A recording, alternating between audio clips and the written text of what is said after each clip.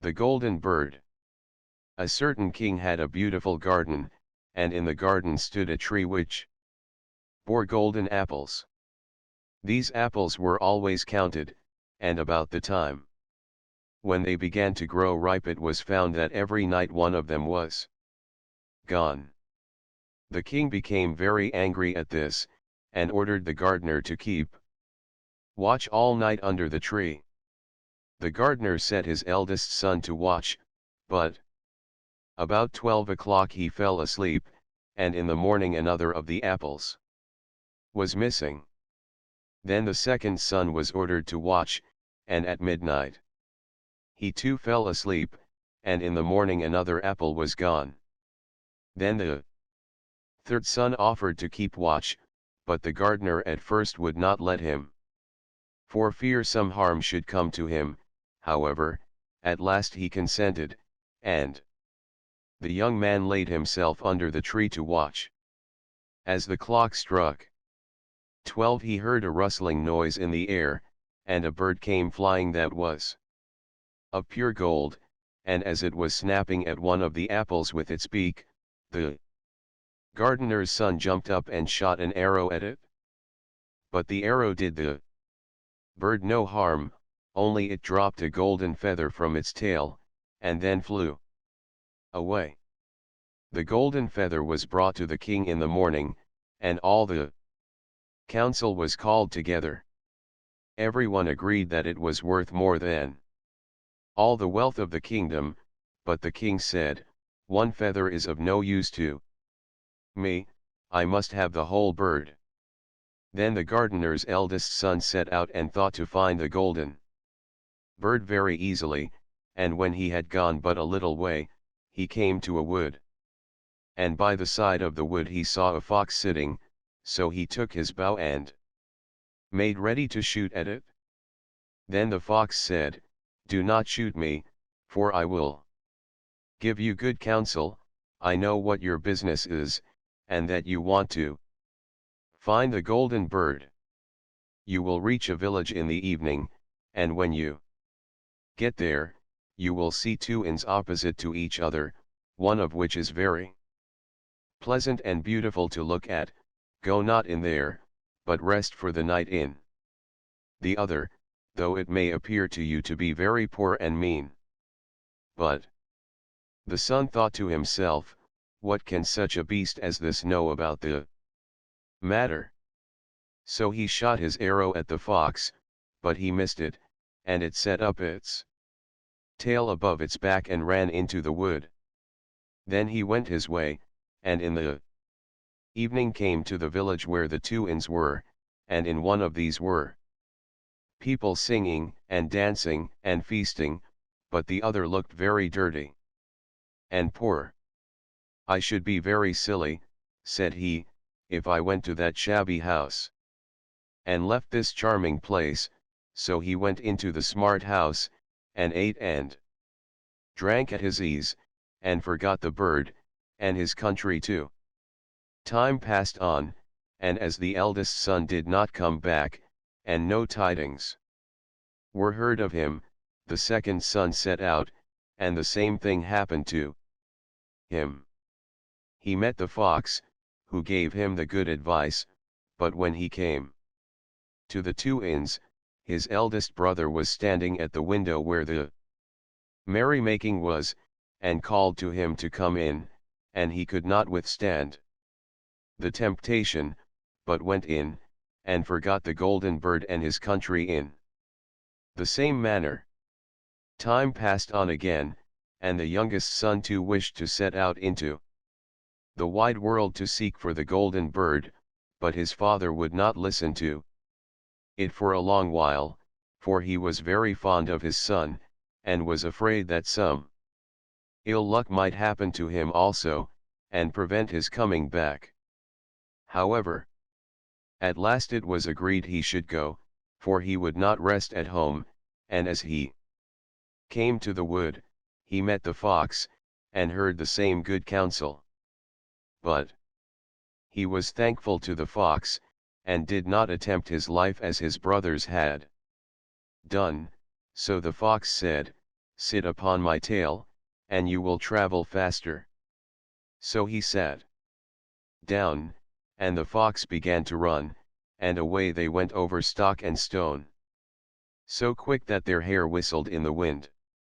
When they came to the village, the son followed the fox's counsel, and, without looking about him, went to the shabby inn and rested there all night, at his ease.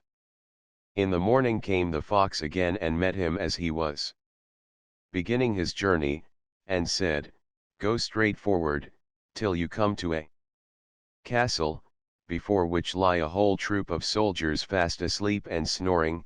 Take no notice of them, but go into the castle and pass on and on till you come to a room, where the golden bird sits in a wooden cage.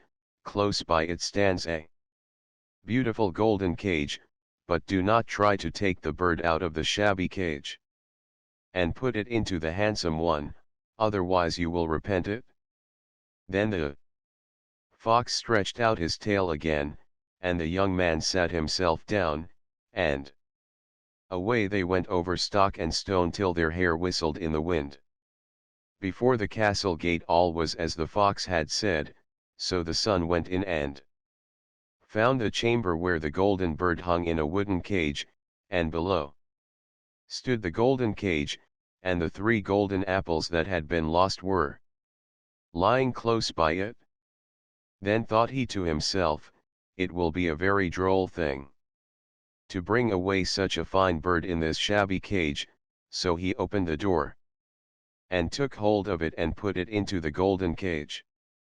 But the bird set up such a loud scream that all the soldiers awoke, and they took him prisoner and carried him before the king.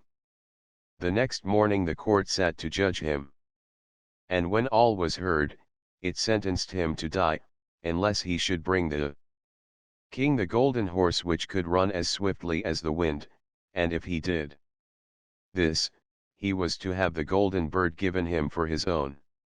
So he set out once more on his journey, sighing, and in great despair, when on a sudden his friend the fox met him, and said, "You see now what has happened on account of your not listening to my counsel. I will still, however, tell you how to find the golden horse, if you will do as I bid you. You must go straight on till you come to the castle where the horse stands. In his stall, by his side will lie the groom fast asleep and snoring. Take away the horse quietly, but be sure to put the old leathern saddle upon him, and not the golden one that is close by it." Then the son sat down on the fox's tail, and away they went over stock and stone till their hair whistled in the wind. All went right, and the groom lay snoring with his hand upon the golden saddle. But when the son looked at the horse, he thought it a great pity to put the leathern saddle upon it. "I will give him the good one," said he, "I am sure he deserves it." As he took up the golden saddle the groom awoke, and cried out so loud, that all the guards ran in and took him prisoner, and in the morning he was again brought before the court to be judged, and was sentenced to die. But it was agreed, that, if he could bring thither the beautiful princess, he should live, and have the bird and the horse given him for his own.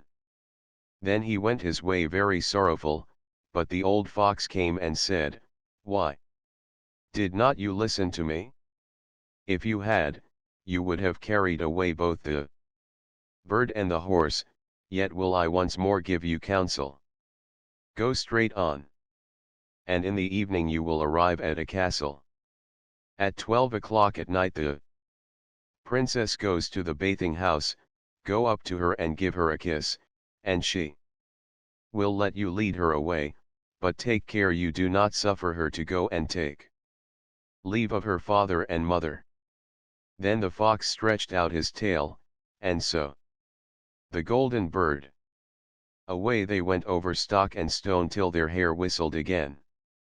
As they came to the castle, all was as the fox had said, and at 12 o'clock the young man met the princess going to the bath and gave her the kiss, and she agreed to run away with him, but begged with many tears that he would let her take leave of her father. At first he refused, but she wept still more, and fell at his feet, till at last he consented, but the moment she came to her father's house the guards awoke and he was taken prisoner again. Then he was brought before the king, and the king said, "You shall never have my daughter unless in 8 days you dig away the hill that stops the view from my window." Now this hill was so big that the whole world could not take it away, and when he had worked for 7 days, and had done very little, the fox came and said, "Lie down and go to sleep, I will work for you." And in the morning he awoke and the hill was gone, so he went merrily to the king, and told him that now that it was removed he must give him the princess. Then the king was obliged to keep his word, and away went the young man and the princess, and the fox came and said to him, "We will have all three, the princess, the horse, and the bird." "Ah," said the young man, "that would be a great thing, but how can you contrive it?" "If you will only listen," said the fox, "it can be done. When you come to the king, and he asks for the beautiful princess, you must say, 'Here she is.' Then he will be very joyful, and you will mount the golden horse that they are to give you, and put out your hand to take leave of them, but shake hands with the princess last. Then lift her quickly onto the horse behind you, clap your spurs to his side, and gallop away as fast as you can." All went right.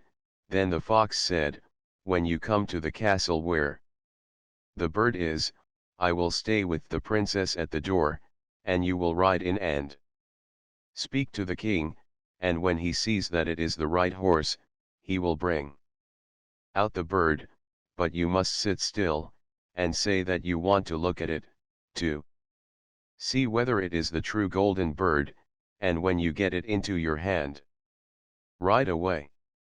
This, too, happened as the fox said.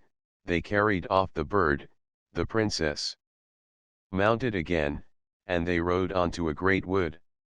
Then the fox came, and said, "Pray kill me, and cut off my head and my feet."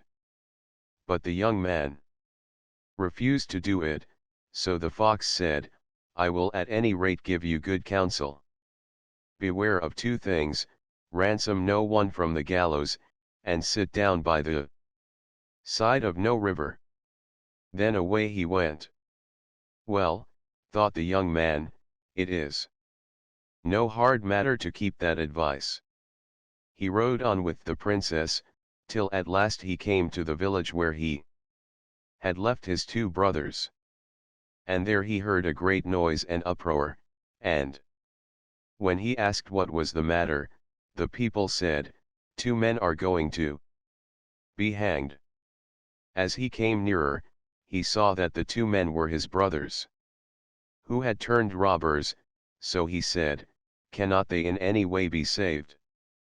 But the people said no, unless he would bestow all his money upon the rascals, and buy their liberty. Then he did not stay to think about the matter, but paid what was asked, and his brothers were given up, and went on with him towards their home. And as they came to the wood where the fox first met them, it was so cool and pleasant that the two brothers said, "Let us sit down by the side of the river, and rest a while, to eat and drink." So he said, "Yes," and forgot the fox's counsel, and sat down on the side of the river, and while he suspected nothing, they came behind, and threw him down the bank, and took the princess, the horse, and the bird, and went home to the king there. Master, and said, all this have we won by our labor. Then there was great rejoicing made, but the horse would not eat, the bird would not sing, and the princess wept. The youngest son fell to the bottom of the river's bed. Luckily it was nearly dry, but his bones were almost broken, and the bank was so steep that he could find no way to get out. Then the old fox came once more and scolded him for not following his advice, otherwise no evil would have befallen him. Yet, said he, I cannot leave you here, so lay hold of my tail and hold fast. Then he pulled him out of the river, and said to him, as he got upon the bank, your brothers have set watch to kill you, if they find you in the kingdom. So he dressed himself as a poor man, and came secretly to the king's court, and was scarcely within the doors when the horse began to eat, and the bird to sing, and princess left off weeping. Then he went to the king, and told him all his brothers' roguery, and they were seized and punished, and he had the princess given to him again, and after the king's death he was heir to his kingdom. A long while after, he went to walk one day in the wood, and the old fox met him, and besought him with tears in his eyes to kill him, and cut off his head and feet.